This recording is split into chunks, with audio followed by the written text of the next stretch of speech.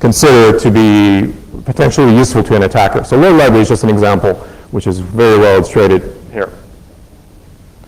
Now, instead of bypassing userland hooks, we can get a little bit, we can do a lot more interesting things. And since userland hooks run in ring 3, just like our shellcode does, we can just go ahead and attack our code directly. We don't have to bypass it. We can just get rid of it altogether. So instead of bypassing the hooks, we can just attack the protection mechanism. And this applies not just to buffer overflows. This applies to all security mechanisms that are implemented in userland, such as Win32 Safer.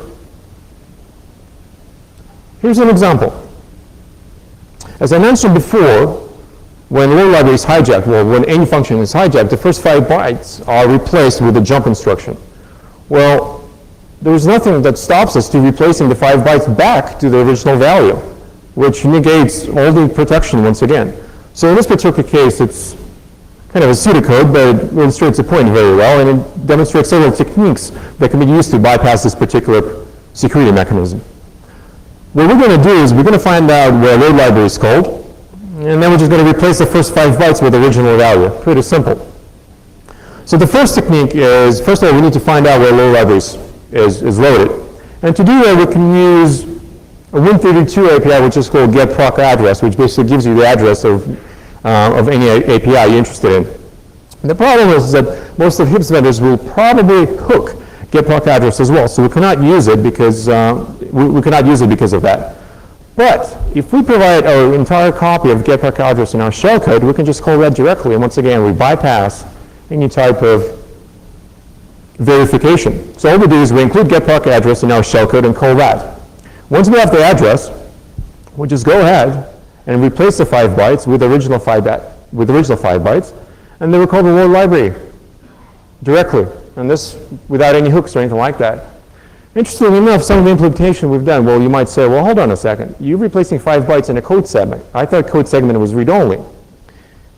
But you see, when HIPS vendors when they install their hooks, they need to obviously make the code segment read-write in order to install their hooks. And guess what? They leave it read-write, so we can just go ahead and conveniently override our code segment, which is not read-write. They're not just read-only. So this code actually works very well against some of the implementations we looked at. Bypassing kernel hooks is a little bit more interesting. And the reason for that is we cannot modify, we cannot tamper with kernel directly. We're not allowed to override any kernel code. We're not allowed to do a lot of different things we can do in userland. So if the kernel is implemented correctly, that's pretty much negates all of the techniques that we just talked about. But there's still a pretty powerful one. The problem with kernel implementations is that kernel implementations still depend on user-controlled data. They still depend on information that is on stack. And information in stack is, of course, completely controlled by malicious code. Thus, when malicious code begins to execute, they can create arbitrary fake stack frames. They can do anything they want on stack.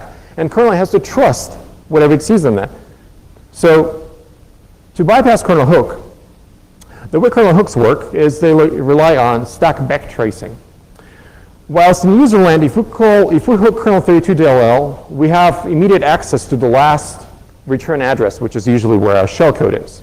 The problem with kernel is that it's several layers away from the actual code, from the actual origin of the call. So what kernel has to do is it has to actually find where the call originated from. So it has to get back all the way to the application. So it takes the address of NTDLL, then it says, okay, it goes all the way to kernel 32DLL, then it goes to the shellcode, and then says, So it's writing from a read-write memory segment, so it must be something malicious happening. So the way it does this is relies on stack backtracing. And stack backtracing relies on EBP register. On x86 architectures, EBP register is used just for that, for linking stack frames with one another. Since the stack frame can have a pretty much arbitrary amount of space allocated to it, there's no way for us to find where the next stack frame is without the EBP register. Unfortunately, due to register pressure on x86, a lot of compiler optimization actually throw away the EBP register, or rather they don't use it for original purpose and they use it for whatever other means. So that pretty much negates this technique completely, even without us trying to do anything. It basically does not work on certain service pack because the EBP register is not there and kernel basically cannot get all the way back to the application. But even if it can get all the way to this particular point, there's nothing that stops us from creating fake stack frames. So all we have to do to bypass the kernel hook is create a fake frame that does not have the EBP register. That is, this is our stack backtracing is going to terminate at that particular point, and the return address must point to a read-only segment. So it cannot point to a writable segment. So creating a fake frame without the EBP register is pretty simple. You just push a couple values on stack and you're done. The only point here, the only interesting point is, well, how do we get a return address that points to a non-writable segment? The problem with this is that we obviously cannot write to read-only segments. So where do we get an address that points to a non-writable segment? Well, the trick here is to actually proxy our return through a ret instruction. A ret instruction is return instruction x86, which fetches a value from stack and returns to that particular value. Let me illustrate this with an example. Here's a little snippet of code that actually bypasses kernel hooks. All it does is, once again, I'm going to illustrate in a load library. The way it's going to work is, instead of calling load library using a call instruction and thereby creating a normal stack frame, we're going to create our own stack frame. So, in fact, we're going to create two stack frames, one of them for load library call and the other one for faking and bypassing kernel hooks. So to create a first frame with our real return address, we use the first push instruction. And then we actually emulate a call load library call. But instead of using our normal return address in a read-only and read-write segment that is on the stack or on heap, instead of using that address, we use address somewhere in the read-only segment, and we can find this dynamically at runtime. So we find a ret instruction, and we just use that. So what's going to happen is we call load library. Our kernel hook is going to get all the way to our fake frame. It's going to look at it and says it points to a read-only segment, which means it's okay. There is no EBP register, which means we're going to terminate here. So it looks like we're good to go, and it's just going to allow the execution. When load library returns, what is actually going to happen, it's not going to return to our shellcode. Rather, it's going to return to the next frame, which is going to get our real return address from stack and actually return the control back to our shellcode. So a bit of a trickery here. So here's an example. A normal stack looks like this. Normal stack is the one on the left, where we have two different functions that call each other. Function 2 takes two parameters. It has a return AP address of whoever called function 2, and it's got a saved EBP, which points to the next frame. And it looks pretty much similar. It's got two parameters, a return address, and EBP. That's pretty much how a normal execution goes. Now, like I said, there's nothing that prevents us from creating arbitrary stack frames. So instead of doing a normal looking frame, what we're going to do is we're going to create a frame that, one, does not have the EBP register. Basically, we're going to terminate the kernel stack backtracing here. And two, the return address is going to point to a read-only segment. So here is the code from the previous slide that are actually going to generate this particular frame. Notice that using just 4 simple instructions, we can completely bypass the kernel hook buffer overflow protection. Pretty simple, just a little bit trickery, but very effective. And this particular technique also works against userland, since userland pretty much relies on the same mechanism. But there are much easier ways to bypass userland hooks, and this pretty much is only used for kernel stuff. Now, are there any questions when it comes to this? I know this might get a little bit tricky. So are there any questions about how this works and why this works? You guys are sharp. So to summarize, buffer overflow protection is hard. It's very hard to implement it in a secure manner. It's even harder to do it on a closed source operating system such as Windows. The majority of the protection mechanisms that we looked at that are available in the market and are marketed as being effective against buffer overflows are simply designed to detect shellcode. So they don't actually prevent buffer overflows. What they do is they basically try to detect when shellcode begins to execute. And if your particular IPS implementation does this, then you pretty much might as well give up, because it's simply not going to work, and it can be easily bypassed by attackers. Now that we gain access to our system by passing buffer flow protection, Let's look at how we can cause further damage once our code is running in a system.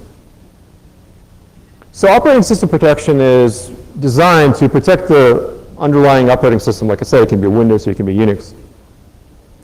And it usually involves protecting integrity of system files, system logs, system binaries, registry keys, pretty much anything that can be that's deemed sensitive, that can be used to elevate get higher privileges or cause any type of further damage. Operating system protection should also disallow loading of arbitrary code.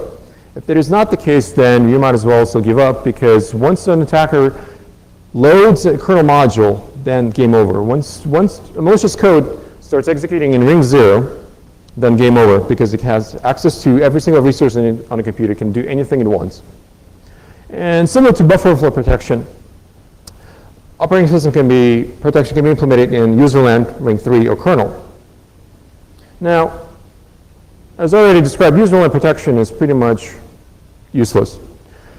It runs with the same privileges, thus it cannot provide any extra protection against malicious code. I was disassembling some kernel 32 functions, and I've noticed that Win32 safely seems to be implemented this way. And I came to the conclusion that this particular technology cannot be relied on once your malicious code starts executing. So it's completely ineffective against malicious code. So if malicious code starts to run, then this is not going to stop any determined attacker. So to do this properly, one has to do it in kernel, in ring 0. The reason for this is the kernel code runs with different privileges. It runs in ring 0. It has complete control over the entire system. It acts as a guardian for all of resources, and it's also very hard to attack directly if you implement it properly. You cannot overwrite kernel code. You cannot do a lot of things you can do in userland. So pretty much the only way to bypass operating system protection is to evade it rather than attack it directly. So let's, for example, look at the file system protection. An IPS system, for example, might be designed to protect system drivers and disks. We might say, well, we don't want attackers to override our system drivers. So an IPS system might be designed to protect C Windows System 32 drivers. You might make them read-only, say, no, we're not going to allow anyone to override our drivers. The question is, if it's protecting C Windows System 32 drivers, is it protecting X drivers? Or is it protecting this weird thing? What is X drivers? Well, an X driver is basically a link, a symbolic link that points to the same directory. So to do this, we don't have to program anything. We can just use a simple DOS utility called subs that can map arbitrary drives to arbitrary directories. So let's say we want to override IP filter driver to gain access to ring 0. So since we cannot override C Windows System 32 drivers files directly, we're going to try to trick the IPS system by creating symbolic links. Specifically, we're going to call a subs command, which is going to map X drive to C Windows System 32. And then if you look at the next line and we do dir on X driver's IP filter, you're going to notice that the file that we're actually displaying is absolutely the same. Even though it now called something completely different, it is now X Windows System 32. Another point, which doesn't involve symbolic links but still is interesting, is X driver's $data. Well, you might ask, what the hell is that? The thing is that due to some Macintosh compatibility issues, which was important, I guess, about 15 years ago, but not anymore, Windows NT was designed to support multiple streams in a file, meaning that each file can contain multiple streams. A stream is basically just a piece of data that can be saved under a particular name. Now, when you access a normal file, let's say you open a text file in Notepad, by default, you're accessing a default stream, which is called data. Now, you can have other streams in there, which are might be completely invisible. And the question is, can your IPS system handle multiple streams, or is it just working, does it only handle the default case? There are many other attacks that are related to file system, but those are just some of the things to get you to start thinking about some of the ways to attack IPS systems. Absolutely the same mechanism can be used to bypass any kind of registry protection. So let's say an IPS is trying to protect certain system keys from being overwritten. So it can be a registry machine system or whatever else. The question is, once again, is it protecting my registry machine system? Well, what is my register machine system? Basically what it is, it's a simple symbolic link that can be created with this particular API. And what it does, it creates arbitrary symbolic links in kernel namespace. So here you see that my registry machine is an object in a global namespace, which is a symbolic link to registry machine. So therefore, my registry machine system / whatever key is the same thing as registry machine system whatever key. And there are some IPS systems that cannot handle symbolic links and can be easily bypassed using this particular technique. Now, what about kernel code? Does your IPS system stop kernel code from being loaded? Well, let's look at some of the ways that one can load kernel code in a Windows environment, and you'll be truly amazed. The well-known and the best understood interface is, of course, Service Control Manager API. And that's used for loading system services. It can be used for loading system kernel drivers, whatever else. So most of, obviously, IPS system can handle that since it's an interface that's most likely to be used to load a kernel driver. Well, alternatively, if that's actually hooked, then you can use a different interface. You can use a ZW load driver system call and try to load the driver directly. Or you can start getting really tricky and start using this obscure system calls that no one really knows why they're there, but can load kernel code nevertheless. It's ZW set system information. There are instances in the past that were published where some of the IPS vendors were able to handle SCM API that would even hook this particular interface, but they forgot all about this piece of code, and that can be used to load arbitrary code. But that's not all. Besides using little-known interfaces such as ZW set system information, which is quite effective, attackers can get really tricky, and they can try to inject code by directly modifying kernel memory. Windows NT exposes a certain device driver called device physical memory, which exposes the underlying physical memory. So if you have administrator rights and you can gain access to this particular device, you can pretty much start overwriting physical memory. That is, you can overwrite kernel code, you can overwrite arbitrary data structures, pretty much anything else. Also notice that whilst the official name is device physical memory, we can still access it, for example, through my physical memory just as well. Another way, which is pretty much the most effective, the most stealth, and pretty much unstoppable, is a kernel overflow. If one exploits a kernel overflow, they can pretty much inject arbitrary code. And there's nothing, absolutely nothing, that an IPS system can do to prevent this. I'm not aware of any, or at least of a lot of kernel overflows in Windows NT, but I'm sure there's some. Another interesting point is that an APS system cannot simply prevent all processes from loading kernel code. The reason for this is that some system services rely on the ability to be able to load kernel code, to load kernel drivers to carry out whatever tasks. So some system drivers, or some system services, must still have the ability to load kernel drivers. Well, one way some IPS vendors approach this problem and say, well, we're just going to trust particular system processes, we're going to let them to load kernel drivers. Well, guess what?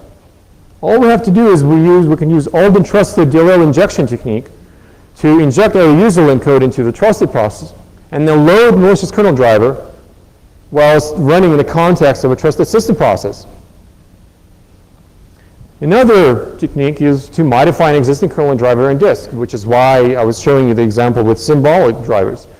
Whilst an IPS might try to make some device drivers read-only, we can still possibly bypass it and just modify driver on disk, and then in the next reboot, we got code running in ring 0. Another interesting possibility is, instead of trying to open a file, can we just open the device hard disk partition, which is basically like dev HDA on Unix, and modify raw code on disk? That's a very powerful technique, and I don't see a lot of people talking about it. So, as you can see, there are some official ways, but there are many, many other ways to get your code to run in the kernel. And like I said, once you have malicious code running in ring 0, it's game over.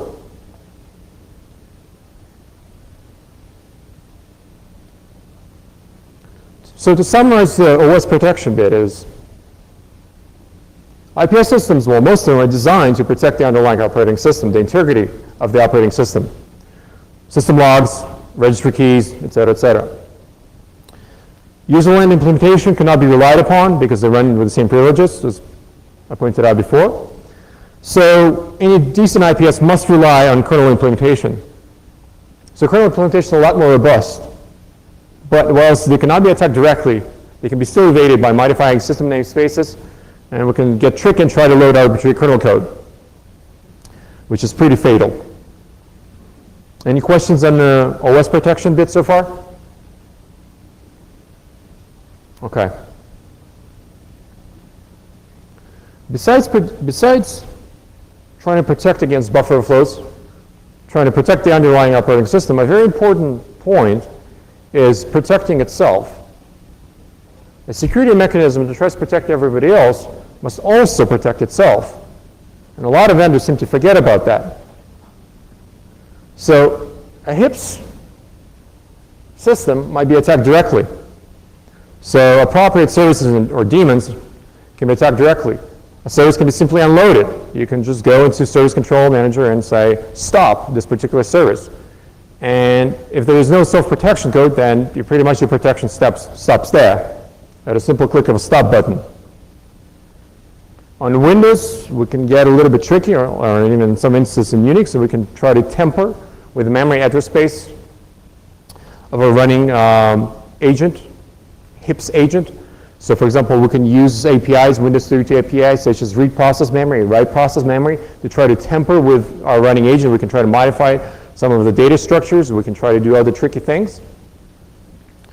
Or we can get really aggressive and just inject our own code into running service. There's nothing that prevents us from injecting our code into the service and then completely taking over the security. Unfortunately, I don't have a demo of this, but I've been talking to some people and they told me that it's possible to attack certain IPS, which shall remain nameless.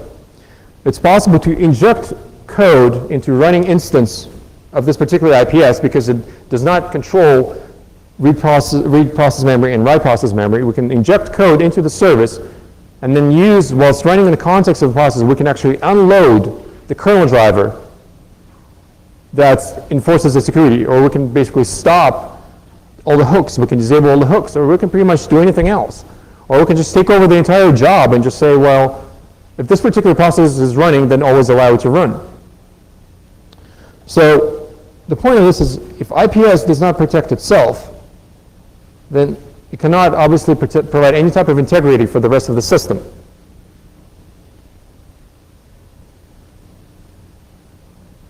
In conclusion, as I mentioned, I do believe that HIPS technology has a promising future, but getting it right is quite hard.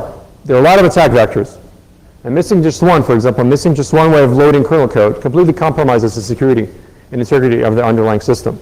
Missing one way of getting the kernel code, malicious kernel code, to run in ring 0 pretty much compromises the entire system. So it's quite hard to get it right.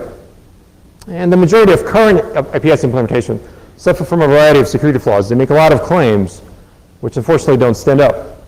Specifically, providing effective buffer overflow protection on Windows is very, very hard. And as I showed you, some of the IPS players can be truly bypassed. So IPS technology has a promising future, but it needs time to mature. And it might need some help from OS vendors like Microsoft to get things right in terms of when it comes to buffer overflow protection. Now, if you have any questions, I'll take them before showing you a little demo. So if there are any questions so far, I'll take them now. Yes?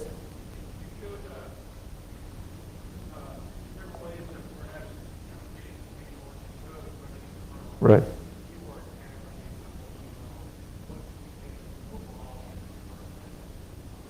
The question is, what is the preferred method of getting the code to run in the kernel? Well, the easiest way is really use a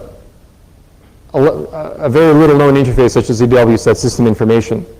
Until recently, most of the people weren't even aware of its existence. And so it was really trivial. I think Greg Hoagland was one of the first ones to point it out with IPD about 2 years ago.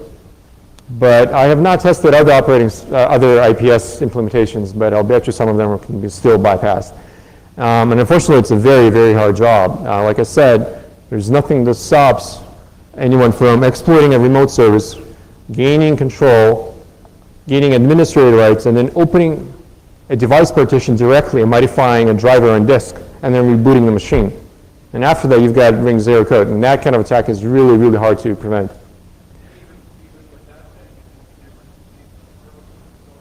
Even without loading kernel code, if you got malicious code running in your system, then you're in deep trouble. And so since there are almost no decent implementations of buffer overflow protection, it's a really hard problem.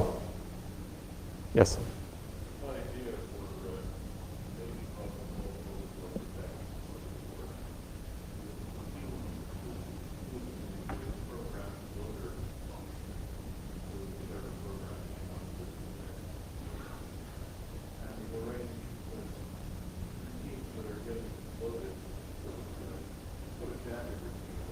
Right.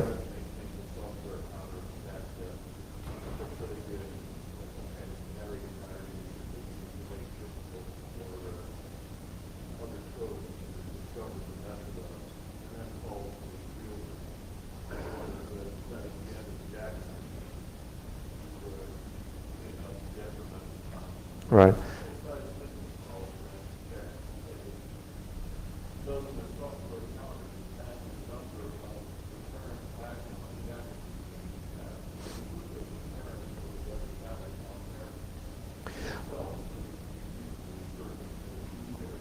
Right. A gentleman suggested a different way of protecting buffer overflow, specifically hijacking APIs and then putting kind of a wrapper around them, which has a counter. So it says, I've called this function once, or I've called this function twice, and then when you return, we make sure that the that the counter is still correct. Now, I've seen your post through BugTrack. And I've thought about this, and there are several problems. First of all, this particular right, the one major flaw, which has nothing to do with security, is handling asynchronous code, such as exceptions, such as signals, etc. So basically, if we tear down multiple stack frames, then that pretty much kills any kind of counter. The other problem with this approach is, like I mentioned, if your code is running with the same privileges, and you're trying to basically create a security mechanism that runs with the same privileges as your malicious code, then you might as well give up, because that's more or less security through obscurity, because you're creating a system which does some magic things. But like I said, once the code starts running with the same privileges, there's nothing that stops me from creating arbitrary stack frames with arbitrary canary values that I control with arbitrary counters. So there are issues with that particular scheme.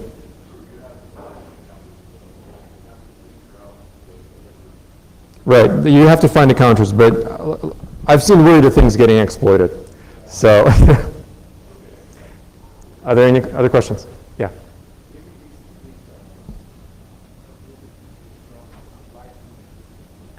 The question was, does this also apply to Unix systems? While some of the stuff that I showed was mostly geared towards Windows system.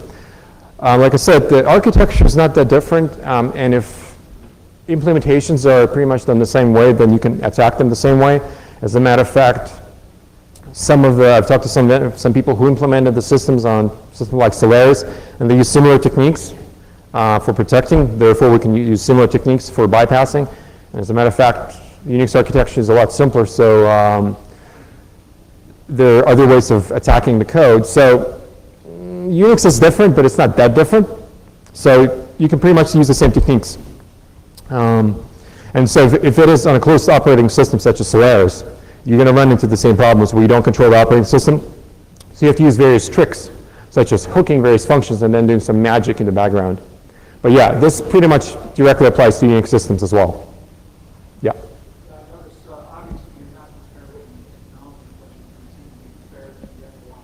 Right.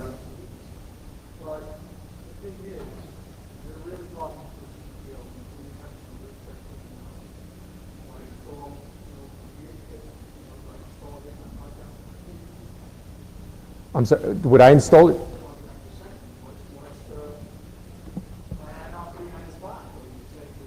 Right, like I said, I don't want to say that HIPS is just a buzzword and it's basically going to go away in a couple of years. In fact, I strongly believe that this technology has a promising future because security belongs in an AND host, because this is where it actually happens. So a properly implemented HIPS system has control over the entire system. So you can do a lot of different things which you can do never in the network. Now, the question was, well, would you still recommend a CTO of a large organization who has 5,000 workstations to actually implement this kind of technology? And it really depends on, whilst the technology really matters, it also has, you have to consider risk management, you have to consider the costs. And so you might find that maybe a network-based IPS or IDS or whatever might not offer the same type of security, but it costs 1/10 of the entire solution. So it really depends on what you're trying to do, what kind of threats you're dealing with. I like IPS. I really believe that they have a place in modern companies. But like I said, it takes time to get it right. It's really hard. What I covered is really just the top. This is just protecting against simple things. It's protecting against buffer flows and protecting underlying operating system. When we get into protecting applications, when we get into starting analyzing the system calls and what applications are allowed to do, things get really, really hairy.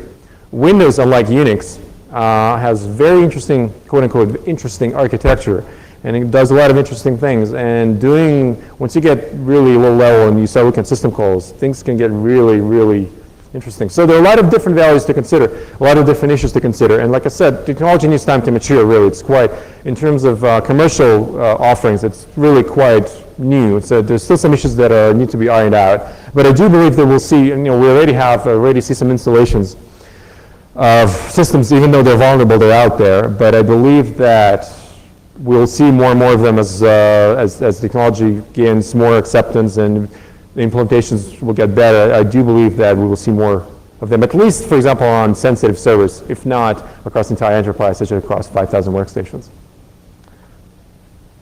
Yes?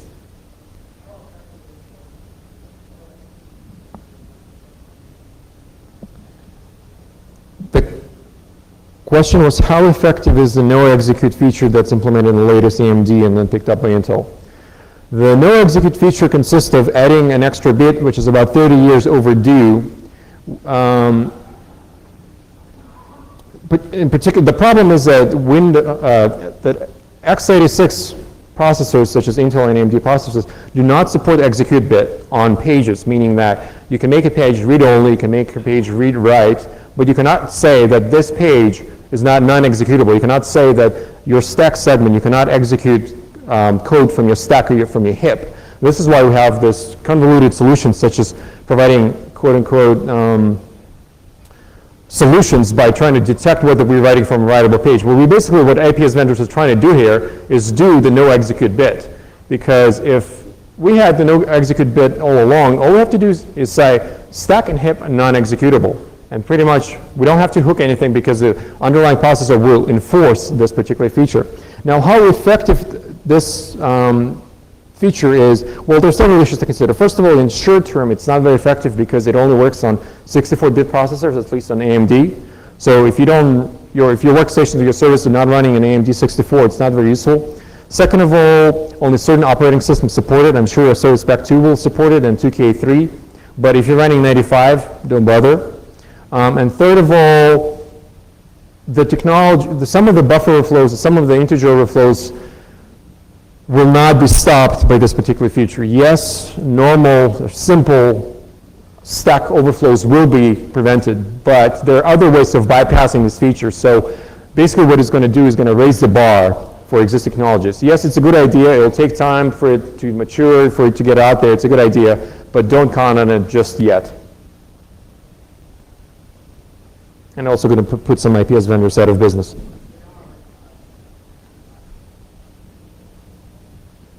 So they are backporting back to 30-bit processors. Intel. Okay. Well, the thing with Intel, Microsoft, it took them 30 years before they started taking security serious, and now they have to play a catch-up game, and they're going to cost them a lot more money. But nevertheless, things are improving slowly but surely. Multics was designed in the 60s and it was done right, and pretty much everything after that was done not right. But we'll not get into that. Any other questions? Okay, I'm going to show you a brief demo.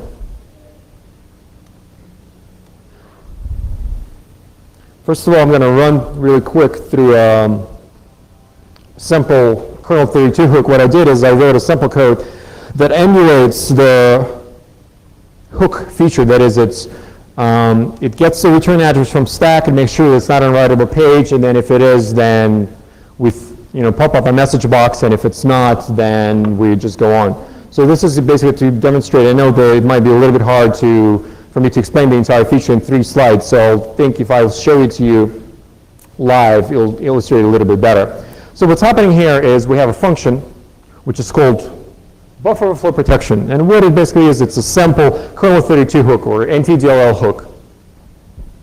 All it does is it retrieves the return address, which is the first D word on stack, which has been pushed there by a call instruction. It retrieves the return address from stack, and then it does a pseudo check against to see whether it's on a writable page. What it actually does, it makes sure that it's not on stack. The stack on the Windows 32 of a primary thread is below usually the binary base address. So it's a hack, but it doesn't really matter.